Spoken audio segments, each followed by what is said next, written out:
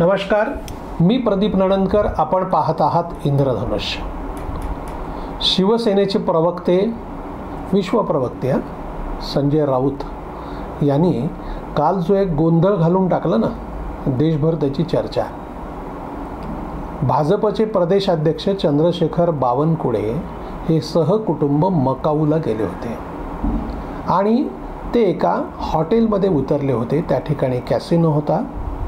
हे एकाच हॉटेलमध्ये सगळ्या व्यवस्था तिथल्या होत्या आणि ते जेवायला बसत असताना कोणीतरी त्यांचा फोटो काढला आणि डीप फेक करून तो फोटो संजय राऊत यांनी माध्यमांमध्ये वापरला.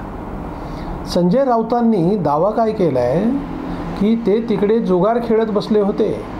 जुगारात त्यांचे 3.5 कोटी रुपये हरवले. तर काय माहिती बघा संजय राऊतांकडे, कारण ते एक संपादक आहेत, आंतरराष्ट्रीय ख्यातीच्या वर्तमानपत्राचे संपादक आहेत आणि त्यांचं जे नेटवर्किंग आहे स्वाभाविकपणे जगातल्या सगळ्या देशातलं नेटवर्किंग असल्यामुळेच त्यांच्याकडे तिथल्या प्रतिनिधींनी जी काही माहिती दिली ती माहिती मिळाली असणार. आपण पाहतोय संजय राऊत हे येन केन प्रकारे चर्चेत राहण्यासाठी धडपडत असतात. तू मान न मान, कोई मान न मान, मैं तेरा मेहमान गळ्यात पडतात. माध्यमांना देखील काय आहे की एक बाजू लागते, असा कोणीतरी चर्चेत राहणारा माणूस लागतो आणि हा सतत कोणावर तरी काहीतरी आरोप करत असल्यामुळे माध्यमांना संजय राऊत हे महत्त्वाचे आहेत. पण संजय राऊत ह्यांना काही लाज आहे, काही लज्जा आहे असं दिसत नाही आहे, कारण ते कोणावरतीही काहीही आरोप करतात आणि मग त्यांचे स्टाईल तर अशी ना, हिम्मत असेल तर ते मंत्रिपदाचे कवचकुंडल बाजूला ठेवून समोर या, मैदानात या. आता पुढच्या माणसाने असंच त्यांनी एकदा नारायण राणेंना आव्हान दिलं. नारायण राणे म्हणाले की ठीक आहे, तुम्ही वेळ सांगा, कुठं येऊ, कोणतं ठिकाणी येऊ सांगा. संजय राऊतांची बोलती बंद. आपली अवकात किती, आपण बोलावं किती यांचं त्यांना भानत असत नाही. तर आपल्याला माहिती असेल, लहानपणी एक कविता होती बघा, एका बेडकाने बैल पाहिला. आता हा बेडूक आहे, एकदा त्यांनी बैल बघितला आणि त्याला असं वाटायला लागलं की आपली पण शक्ती, म्हणजे आपणही बैलासारखे मोठे होऊ शकतो. आणि आपल्याला पुढचं माहिती आहे, तो फुगवायला लागला बेडूक आणि फुगवून फुगवून शेवटी बेडूक ना किती शरीर फुगवणार आणि तो मरण पावला.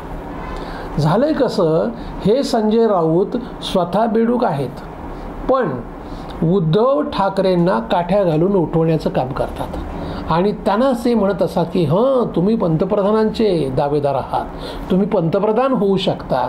असं करून उद्धव ठाकरेंची पण प्रतिमा खराब करण्याचं काम हे संजय राऊत करतात.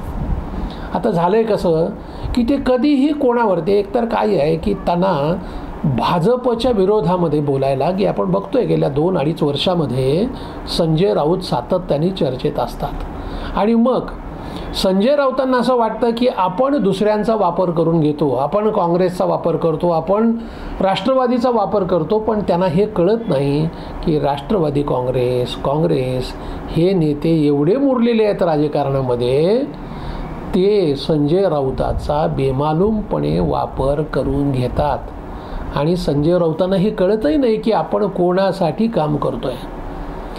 असं म्हटलं जातं की हे बाबा नक्की शिवसेनेचा प्रवक्ता आहे का राष्ट्रवादी काँग्रेसचा प्रवक्ता आहे, कोणासाठी काम करतोय.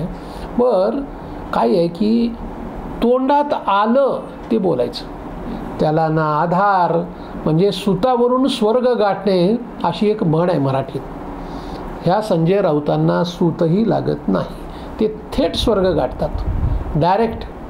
असं कोणाच्याही बाबतीमध्ये काहीही बोलण्यामध्ये ते अनेक वेळा आत्तापर्यंत अडचणीत आलेले आहेत. बघा, बावनकुळे हे सहकुटुंब गेलेत.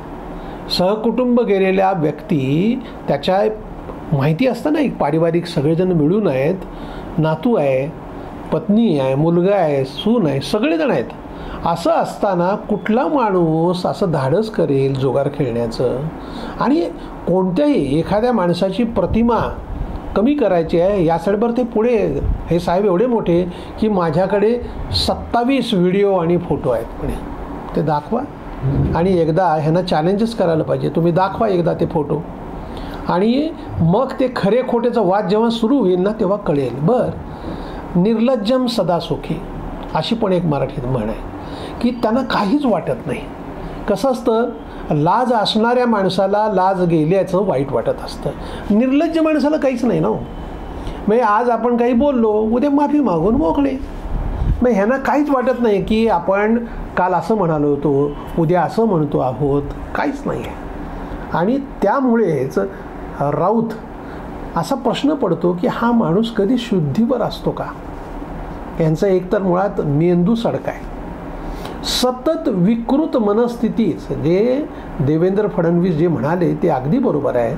राजकारणाची पातळी खाली घालण्याचं काम संजय राऊत करतायत. एक स्तर असतो ना, तुम्हाला एखाद्या विरोधकाबद्दल बोलायचं नाही, त्याचं एक स्टँडर्ड आहे. पण हे इतकं खाली उतरतात, पुढच्या माणसाच्या मर्यादा पडतात ह्यांच्या एवढं खाली उतरणार कुठल्याही पातळीवरती.